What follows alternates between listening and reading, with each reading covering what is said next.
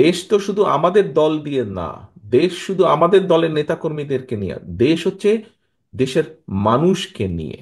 দেশের মানুষকে, এই যে প্রায় 20 কোটি মানুষ দেশে, এই সকল মানুষের জন্যই এই দেশ, মানুষকে নিয়ে এই দেশ। কাজেই আপনি যদি দেশের জন্য করতে চান, দেশের মানুষের জন্য করতে চান, তাহলে এইগুলা আমাদেরকে নিয়ে যেতে হবে মানুষের কাছে।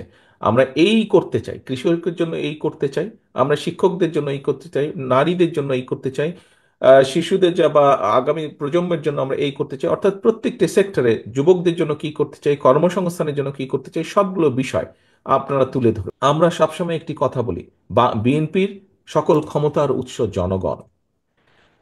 আমাদের কিছু কিছু নেতৃবৃন্দ, কিছু কিছু কর্মী, কিছু কিছু সহকর্মীর মধ্যে একটি চিন্তা ঢুকে গেছে যে, এখানে সাগর বোধহয় খুব সম্ভব বলেছিল খুলনা থেকে, যে আমরা ক্ষমতায় গেলে, কিছু কিছু সহকর্মীর মধ্যে ঢুকে গেছে এমন একটা ভাব যে আমরা ক্ষমতায় বোধহয় চলে যাচ্ছি বা চলে গিয়েছি। সহকর্মীবৃন্দ, আপনাদের সকলকে আমি অনুরোধ করব, একই সাথে আপনাদের সকলকে আমি দৃঢ়ভাবে বলবো, আমরা ক্ষমতায় যাইনি। আমরা ক্ষমতায় যাব কিনা আমরা জানি না। তখনই আমরা ক্ষমতায় যেতে পারবো যখন আমরা বাংলাদেশের জনগণের সমর্থন পাবো। কাজেই জনগণের সমর্থন পাবো, এখন জনগণের সমর্থন আমাদেরকে আদায় করতে হবে। জনগণের সমর্থন যদি আদায় করতে হয়, এখানে আপনারা আজকে যারা উপস্থিত আছেন, আপনাদের সকলকে কিন্তু আমরা এখানে আজকে আমন্ত্রণ জানিয়েছি একজন নেতা হিসাবে। হতে পারেন আপনি একজন জেলার নেতা, হতে পারেন উপজেলা, বা হতে পারেন ইউনিয়ন পর্যায়ের নেতা, কিন্তু আপনি নেতা বলেই কিন্তু আজকে এখানে আপনাকে দাওয়াত দেওয়া হয়েছে। এবং সেজন্যই নেতা, আপনার কথা, আপনার কাজ, আপনার উঠা বসা, আপনার চলাফেরা, সব কিছুর উপর নির্ভর করছে বিএনপির আগামী দিনের ভবিষ্যৎ। বিএনপির আগামী দিনের ভবিষ্যৎ। আপনি বিএনপিরই হন না কেন, আপনি ছাত্রদলেরই হন না কেন, আপনি যুবদল, স্বেচ্ছাসেবক, কৃষক দল, মহিলা দল, যেই দলের নেতাই হয়ে থাকুন না কেন, আপনাকে মানুষ এক বাক্যে চিনে বিএনপি হিসাবে। কাজেই আমাদের আগামী দিনের আমাদের সকল কিছু এমন হতে হবে যাতে জনগণের সমর্থন আপনার প্রতি থাকে, যাতে জনগণের সমর্থন দলের প্রতি থাকে। সামনের যে নির্বাচন, এটি এত সহজ না। আমি আমার রাজনৈতিক, আমার থেকে এখানে অনেক অভিজ্ঞতা সম্পন্ন সহকর্মীবৃন্দ আছেন, অনেক মুরব্বী নেতৃবৃন্দ আছেন।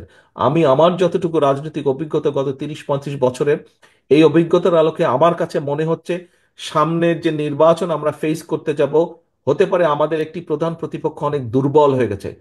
তারপরেও তারপরেও এই নির্বাচন বাংলাদেশের যে কোনো নির্বাচনের থেকে অনেক কঠিন নির্বাচন হতে যাচ্ছে।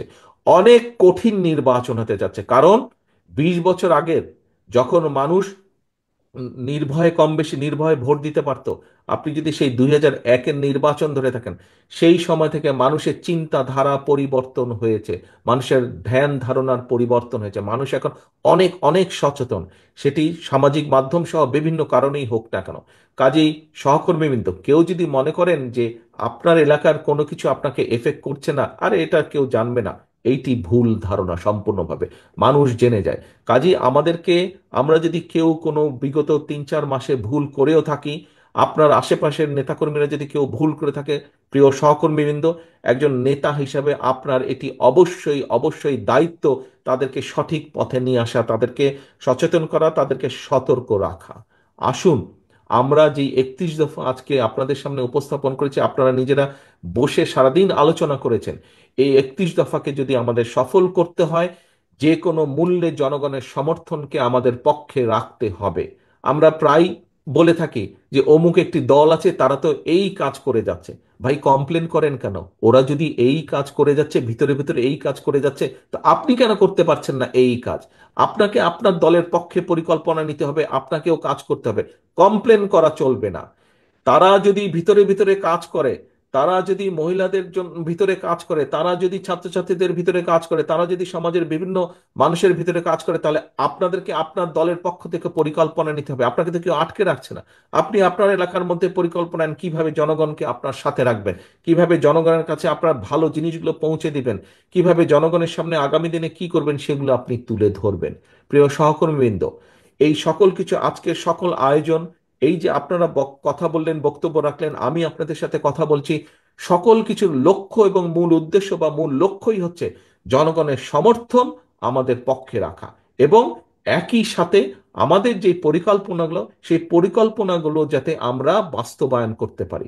সহকর্মীবৃন্দ, আজকে যদি আমাদের কথাবার্তা, উঠা বসা, চলন বলনে যদি কোনো রকম এমন কিছু ঘটে যেখানে আমরা জনগণের আস্থা বিশ্বাস হারাতে পারি, তাহলে সারাদিন এই আলোচনা করে কি লাভ হলো? সারাদিন তো আলোচনা করে কোনো লাভ হলো না। এই আলোচনাকে যদি সফল করতে হয়, আমাদেরকে এই 31 দফার সবকিছু যেরকম জনগণের মাঝে নিয়ে যেতে হবে, একই সাথে আমাদেরকে যে জনগণের, আমাদের প্রতি যে জনগণের আস্থা, সেটিকে আমাদের যে কোনো মূল্যে ধরে রাখতে হবে, যে কোনো মূল্যে ধরে রাখতে হবে। আসুন, যেহেতু আমরা বলি যে আমরা আমাদের সকল ক্ষমতার উৎস জনগণ, যদি সত্যি আমরা এটা বিশ্বাস করে থাকি, তাহলে আমাদেরকে সেভাবেই আজকে থেকে চলতে হবে। প্রিয় সহকর্মীবৃন্দ, আমি আশা করব যে আজকে আপনারা সারাদিন ব্যাপী যে কষ্ট করেছেন, সারাদিন ব্যাপী যে আলোচনা করেছেন, এটিকে এই ঘরের মধ্যে সীমাবদ্ধ দয়া করে রাখবেন না। এটিকে জনগণের ঘরে ঘরে ঘরে পৌঁছে দিতে হবে। এবং আমি দৃঢ়ভাবে বিশ্বাস করি, বিগত 17 বছর স্বৈরাচারের বিরুদ্ধে আপনারা সংগ্রাম করে যেভাবে টিকেছিলেন, কাজেই তার থেকে অনেক সহজ হবে এই কাজটাকে জনগণের ঘরে পৌঁছে দেওয়ার জন্য। এত কঠিন একটি পথ যদি আপনার পাড়ি দিয়ে আসতে সক্ষম হয়ে থাকেন, তাহলে এই যে আজকে একটু কষ্টের করেই আমরা কিন্তু জনগণের মধ্যে আমাদের এই 31 দফাকে নিয়ে যেতে পারি। এই কাজটি খুব সহজেই আপনারা করতে সক্ষম হবেন সকলকে সাথে নিয়ে। প্রিয় সহকর্মীবৃন্দ, আপনাদের সকলকে আবারও ধন্যবাদ জানাচ্ছি আজকে সারাদিন এই আলোচনায় অংশগ্রহণ করার জন্য এবং আমাদের একজনের সাথে আরেকজনের মতামত বিনিময় করার জন্য।